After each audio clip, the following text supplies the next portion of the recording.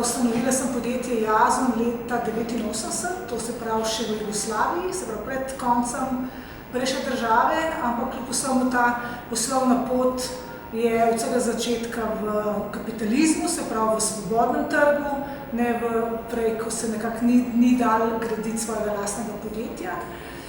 Kljub vsemu so bile te želje v podjetništvu bolj usmerjene k temu, k samostojnosti, k ustvarjalnosti, narediti nekaj čisto po svoje, ne tako kot nekdo drug pričakoval od mene. Se pravi, ni bil nekako tisti pristop v podjetništvo zaslužiti denar. V bistvu takrat o denarju, takrat in še zdaj, jaz pač razmišljam čisto drugače.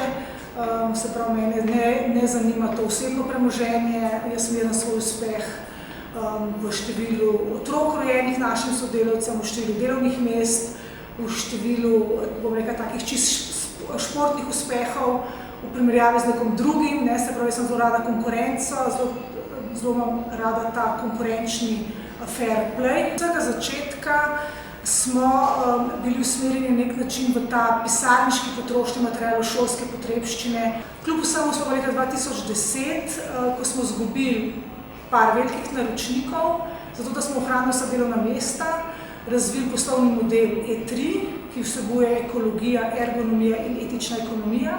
S tem smo na nek način vse svoje veščine in delovne procese iz tega področja pisarniškega, se pravi arhiviranja, pretok dokumentacije, ta red v tem delu, prestavili tudi na druga področja, na pridelavo in predelavo hrane, na področje trajnostnega turizma, na področje gradnje vključujoče družbo. Se pravi, mi trenutno beležimo največje uspehe na tem, da smo v zadnjih parih letih potrojili število delovnih mest in da smo ustvarjali delovna mesta za posameznike, ki so bili prej striktno čisto izključeni iz trga dela. Naprimer, ljudje z Aspergerjevim sindromom, ljudje s shizofrenijo, z multiplo, s takimi boleznimi, ki so jih na nek način delodajalci še posebej bali, ker pač niso bolezni, ki bi imele fizične omejitve, ampak so omejitve lahko sčasoma spreminjajo. Mislim, to je tako večno vprašanje. Jaz mislim, da pri podjetništvu realno je posameznik toliko poseben, toliko enovit, toliko drugačen od drugih, da se v bistvu podjetnikov ne da grupirati skupaj v določene tipe podjetnikov. Žensk podjetnic jaz osebno res zelo malo poznam.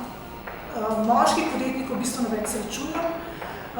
Tudi v Evropi je tega več. Se recimo imenuje ena podjetnica, ki je žena ustanovitelja podjetnika. Zdaj, logično je, da en podjetnik realno sam ne zgradi podjetja sam. Se pravi, zelo hitro je res to lahko zakonski par, sta mož in žena. Zdaj, kdo je tukaj bolj bil tisti, ki je bil ta prvi nosilec te ideje, tudi mogoče težko reči. Razen, če ni v takem primeru podjetnica kot sem jaz, ker sem začela biti podjetnica, preden sem se poročila, se pravi pri 25 letih. Tako da mislim, da je tle bolj ta problem, da se ženski potem v določenem trenutku bolj umaknejo in gre pač moški v ospredje in se moškemu pripiše to podjetništvo, ženski pa bolj, da je žena podjetnika, čeprav ni musto.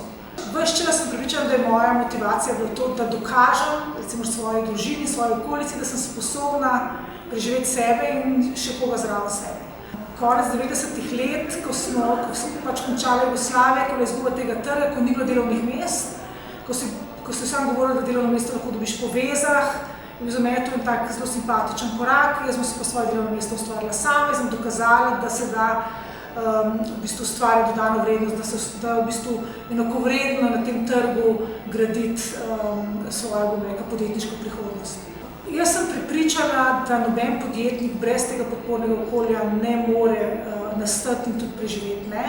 Zdaj seveda ta podporno okolje je bilo pri meni absolutno družina, oče, mama, bratje, sestre, potem kasneje mož in otroci, plus seveda mi smo temu rekli meceni, te v bistvu ljudje, ki so mogoče v tistem danem trenutku bili vpeti v določeno hierarhijo, bili zaposleni v kakšnih velikih podjetjih, državnih podjetjih, sami že večkrat prestari, da bi šli na čisto podjetniško pot in je bilo njim veselje nas nekaj vsebinsko podpirati.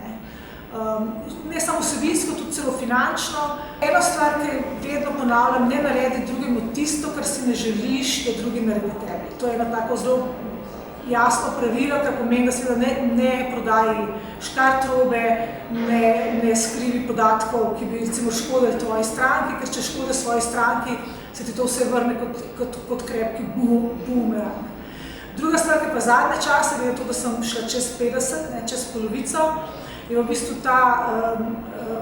ena taka sproščenost, ki jo doživiš v trenutku, ko dojameš, da smo se vsi rodili nagi na ta svet in da tudi, ko gremo iz tega sveta, ni nobenih žepov zraven, da bi lahko kaj sabo vzeli.